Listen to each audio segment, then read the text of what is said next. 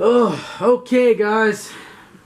Every so often I make a video like this because I'll get the same question over and over and over again. And, you know, as you guys can probably see, I write the answer, I just copy and paste it. I get it so much. But I'm going to make a video about this.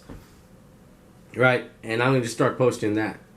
Maybe more people will watch it. But I can't understand a simple thing. It's a response to the videos I've done on why preppers hoard nickels, right? And no different than copper pennies, right?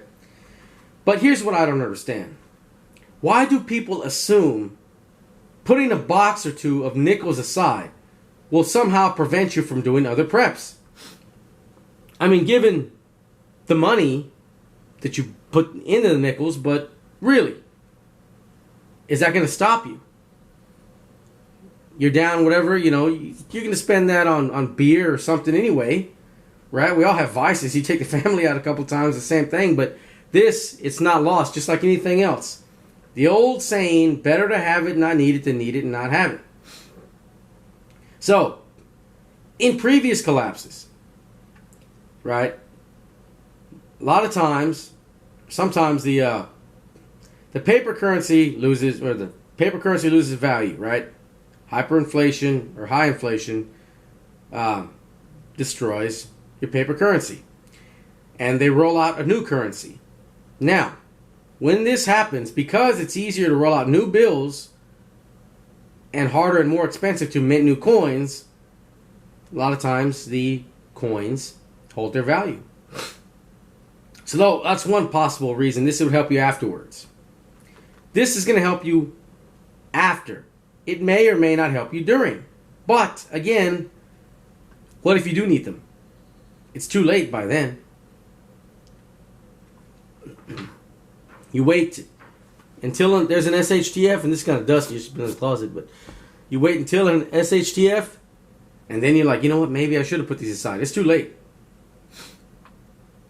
Now, because these particular coins, copper pennies, and nickels are made, they're coins, so you've got the protection of basically a currency change. They'll hold some of their value, retain their value when they roll out a new one, or most likely based on historic events. And the second thing is they are made of a base metal, a metal worth something, right? Dimes and quarters are made of zinc. They're useless, worthless. These are actually base metals, or, you know, industrial metals. They have value. Now, has it ever occurred to these people to read about previous collapses? Preppers are supposed to be the ones to see things coming up ahead and prepare for them. But sometimes they're the most short-sighted of all, right? So, unless you believe we're going to live in a post-apocalyptic Mad Max-style world, then you don't need these. Then it doesn't matter. If you think the world is going to go on like that, Mad Max, or what's that shitty movie, The Postman, something like that, right? Okay, these aren't going to, they're useless, right? And the shotgun idea, I don't know about that. The nickels are actually wider than the shotgun, so than the shell casing. I'm not sure. You might tear up the pipe, your barrel there. I don't know. But anyway, if you believe that scenario, Mad Max or the Postman style world, then yes, they're useless. Now, if you believe that the U.S. collapse of the U.S. may be similar to other collapses that have happened over and over and over again, then there's a good reason to have nickels and pennies.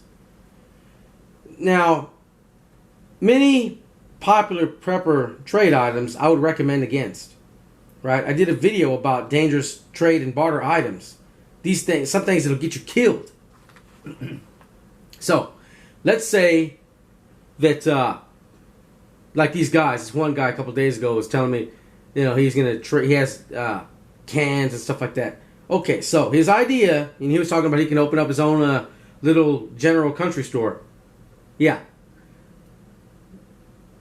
In Zimbabwe, in Venezuela, they ate their own pets. They ate other people's pets. They ate rats, birds, everything they could find because they were hungry. Hey, survival. They busted into the zoos to eat the animals.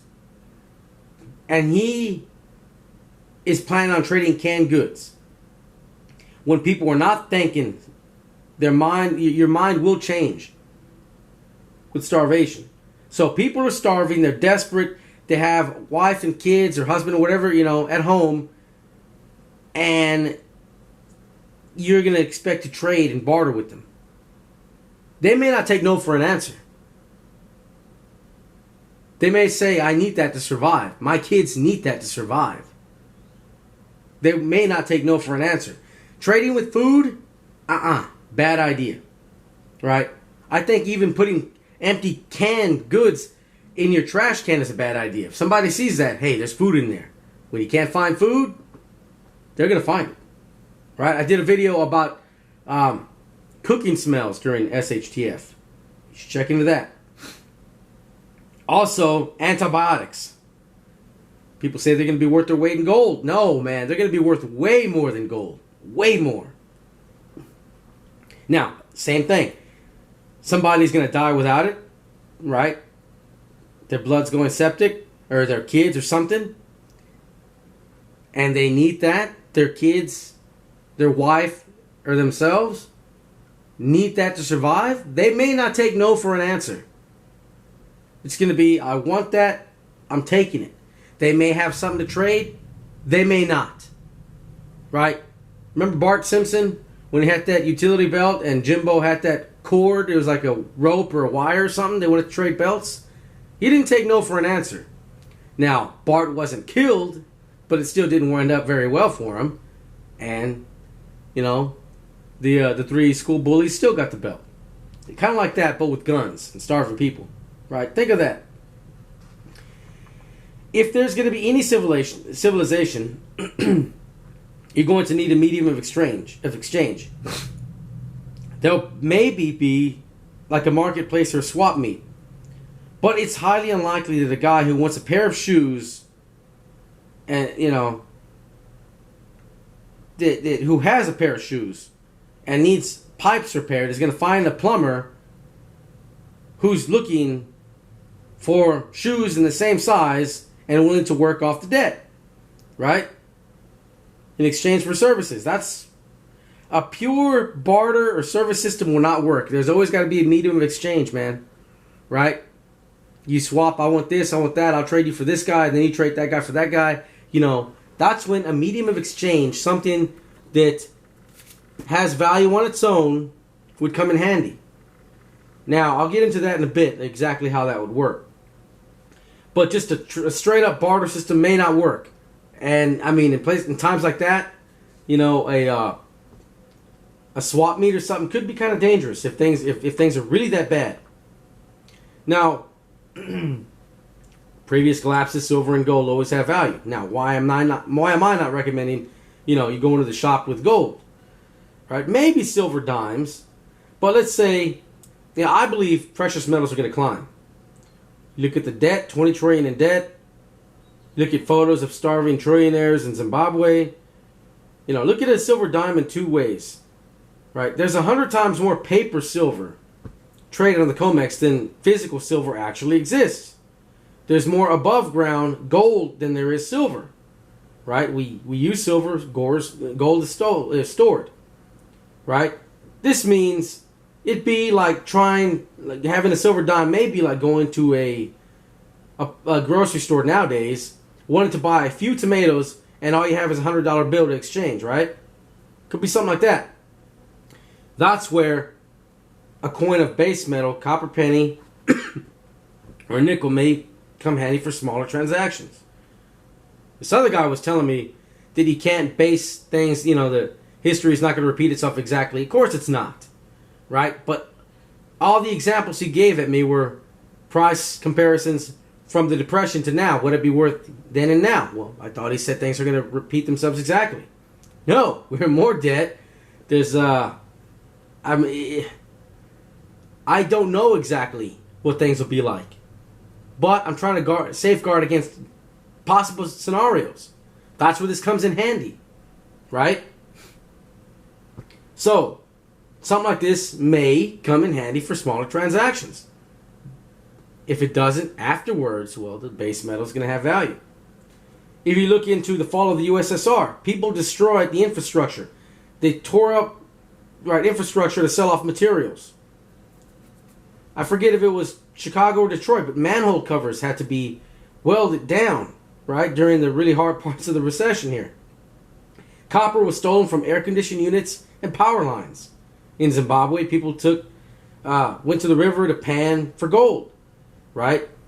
Now, what happened, they traded the gold for food. They went to these merchants, which, merchant, guys with trucks and machine guns. I think they had the actual machine guns, not the semis like we got, but, guys would come up. They had stuff to trade. Guys, got AKs protecting the goods. You got these poor people with nothing but their bare hands and a little bit of gold wrapped up in dollars, in their useless dollars to buy the stuff, right? These guys, the merchants, would sell them the gold, ridiculous prices, way upcharged. They didn't have a choice, but they paid so they could eat. I mean, what are you going to do? I would overpay to feed my family if I had to. But these guys would take the gold. They would leave the country, drive out of the country, sell the gold. They make massive profit, these guys, which is pretty bad to do when people are starving, but that's what happened. And they would leave, make massive profits, use some of that money to buy more goods, come back and repeat the cycle. Right? That's what happened. That's what happens, and that's what's happened a couple times in the past. So, because they're base metal, they may not be good where you are, but they're going to have value because somebody would take them and sell them off and melt them where they would have value, right? It's that simple. If you're going to, they're going to have to import goods, you're going to need something to buy those goods, to import, to sell to people, something of value, and hey, you can give them a big old gold coin. People say, well, in that case, I'll trade you this loaf of bread for that whole ounce of gold. You kidding me? Why? Why would I do that? You have any idea how much more I could get? Right? Without being overcharged. You see, if I didn't think and I was that hungry, okay, fine. Let me go ahead and sell you all this, which would be, enough to buy, I don't know what, right? For that loaf of bread. Knowingly, okay, I'm going to be full, my family's going to be full for 30 minutes, so I'm going to give up this, which is enough to feed them for a month. No, you're not going to do that. Just like anything else, okay, I'm hungry, but I'm going to go and find something else. You're not going to be stupid enough. Like, I'll throw something on Craigslist. I used to buy and sell metals, and somebody, okay, hey, I'll give you this much. They lowball me for like 20% of it, what it's worth. They'd say, if you need to pay your bills, I got money, got cash, and I'm like, look, I'm not broke, but let's say that I was hurting for money. Would it make more sense for me to give you what I have here for pennies on the dollar, or to make the most of what I can because this is all I have to rely on, right? Yes, you're going to think differently when you're hungry, but there's not going to be just one guy with a loaf of bread. And if there's one guy walking around offering a loaf of bread for gold, he's not going to have that loaf of bread very long because somebody that does not have gold but has lead in exchange will take it from them. This may come in handy, it may not. But if it does turn out to be useful, would you rather have it in the closet? Right next to your canned goods? Right next to your ammo? To your water and water filters? Or sitting there like, I should have got some of those nickels after all. Right? If something happens, I can try to trade this. It's not going to get me killed. They may say no, but it won't get me killed. You go with a big old number 10 can of chili or something. Go with chicken in a can to a swap meet. That may not work out very well. Somebody with absolutely nothing, that has nothing to lose but loss of life from starvation, is not going to take no for an answer. This is a non-dangerous way to trade and barter. Now, of course, you can trade those other items with people you know, but you're not going to do that with random strangers. That's when something like this would come in handy. It's that simple. It may come in handy, it may not. But if it proves to be useful, it's there. And you're not going to go broke, right? You don't even need a whole box. Put them aside. It's not going to kill you to have nickels. But trading with food, antibiotics, let's say even like tobacco people like want to trade with, man, somebody that has a chemical addiction to something, is going to have withdrawals like crazy. Especially, big time smoker, chain smoker, and then things are already stressful and they're hungry. Man, their mind is not there. That's not the same person you knew.